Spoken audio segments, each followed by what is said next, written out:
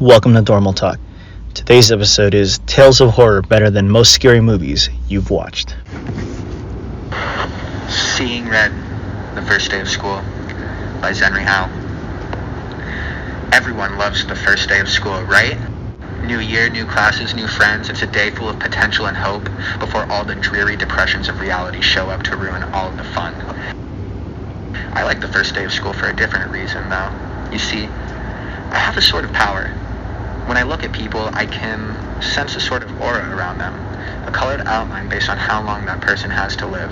Most everyone I meet around my age is surrounded by a solid green hue, which means they have plenty of time left. A fair amount of them have a yellow, orangish tinge to their auras, which tends to mean car crash or some other tragedy, anything that takes people before their time, as they say. Now, the real fun is when the auras venture into the red end of the spectrum. Every now and again, I'll see someone who's basically a walking stoplight. Those are the ones who get murdered or kill themselves. It is such a rush to see them and know their time is numbered. With that in mind, I always get to class very early so I can scout out my classmates' fates. The first kid who walked in was basically radiating red. I chuckled to myself, too damn bad, bro. But as people kept walking in, they all had the same intense glow, and finally I caught a glimpse of my rose-tinted reflection in the window. But I was too stunned to move. Our professor stepped in and locked the door. His aura, a sickening shade of green.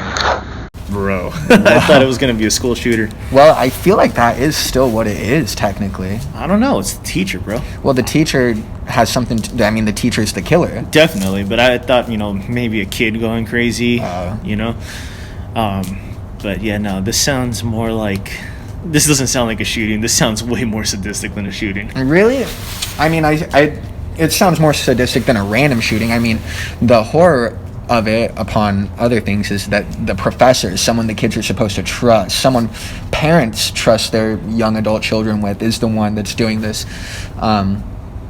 And yeah, when I read it, I do imagine a school shooting, but yes, it's a little bit different than the traditional ones. Well, with the ending coming along, I actually kind of figured maybe he poisoned them or something like that. Because I'm pretty sure that he would have to get away with it if his aura was green. Like, he's going to be alive for a while. That is such a good point. He's not going to get caught. I wouldn't go that far. He might get caught, but what I'm getting at is the fact that he's got to be caught alive. That's true. And I don't really think it'd be easy to catch him or that he would survive if it was a shooting. Because that would, rush people to the scene and kind of shoot on sight. I don't know. Maybe he would turn himself in. I mean, I could see it happening. I don't really see any other way it would happen, but it's a gnarly one for sure. It's kind of that situation of, if you go searching for something, you might not like what you find, and if I had that power, I would hope that I could turn it on and turn it off, because I don't want to go around knowing how much time people have left. That just sounds too stressful. This story is called Guardians by Dark Alligator. He awoke to the huge insect-like creatures looming over his bed and screamed his lungs out. They hastily left the room and he stayed up all night, shaking and wondering if it had been a dream. The next morning, there was a tap on the door. Gathering his courage, he opened it to see one of them gently place a plate filled with fried breakfast on the floor, then retreat to a safe distance. Bewildered, he accepted the gift. The creatures chittered excitedly.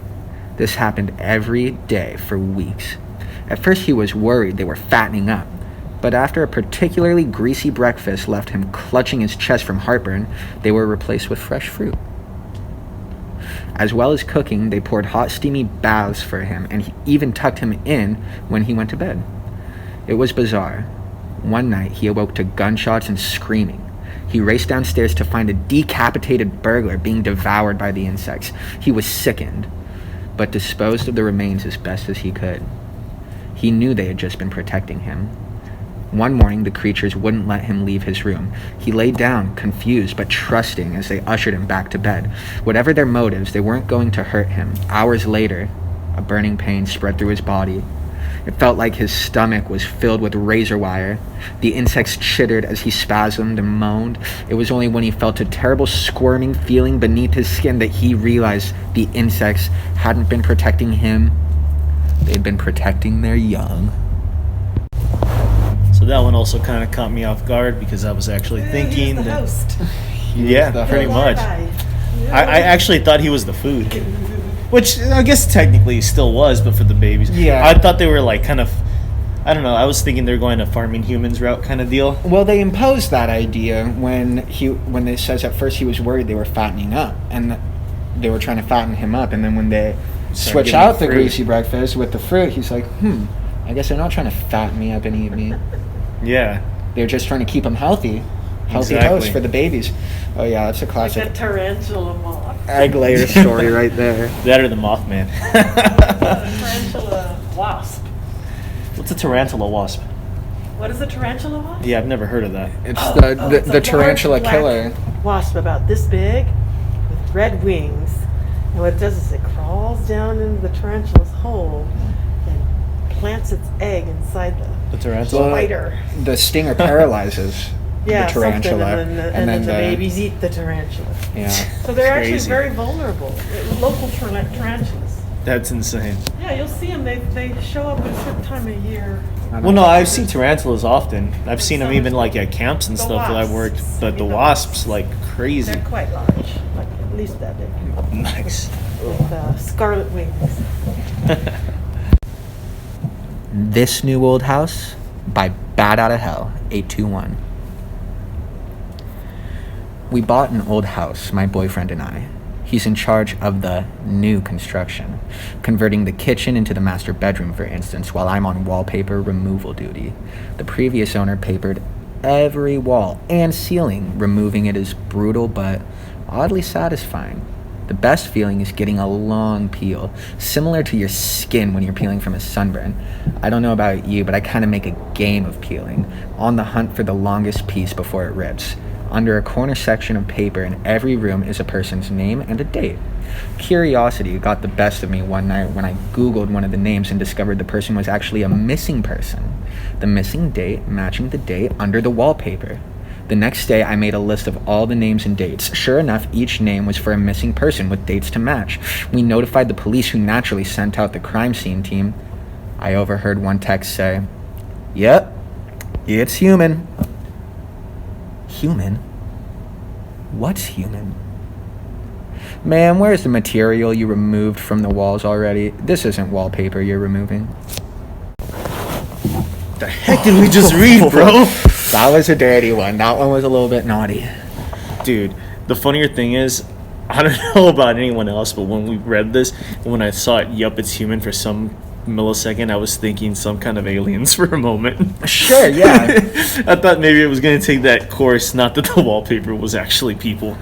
I mean, when they talk about peeling, you know, like a long, satisfying peel after your sunburn, I almost had to stop reading because, like, I don't know, I have sensory issues. I'm not down for that. So that alone was enough to make this story, like, shuddery for me. That didn't make it shuddery, but when you get to the end, it actually kind of brings out what they were talking about right there, because it was legit skin. It was foreshadowing for so, sure. yeah. Dude, this person's a really good writer. That's dark. That's dark and disgusting, and it makes me quite uncomfortable, and I will never buy a house that has wallpaper on the walls, that's for sure, without requesting it'll be removed. You could just get one of those, like, DNA swabs or something and check the walls. I mean, think about the process of that. So you're a serial killer. Or, yeah, you're a serial killer, I Well, yeah, guess. it had to be multiple people. He's got the dates of all of the missing persons And you cases. skin every person, you know, pound their skin into paper, just roll it onto your walls. Like, the curing process for that, like, you have to definitely do something to the skin. Maybe soak it in a... You get that Jeepers Creepers vibe in his basement. Yeah. He's, like, slashing the bodies. Well, I was haven't a good seen movie. Jeepers Creepers, remember? Oh, that's right. We were talking about that yesterday. It's a great movie. You should watch it. Well, I mean, decent horror movie. Definitely check it out. The music, though, is killer. Yeah, I've definitely heard the song.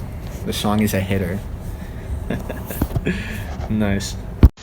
Thanks for joining us on Dormal Talk. Don't forget to leave a like, share, comment, and subscribe. We'll be back at you with another episode soon. Thank you.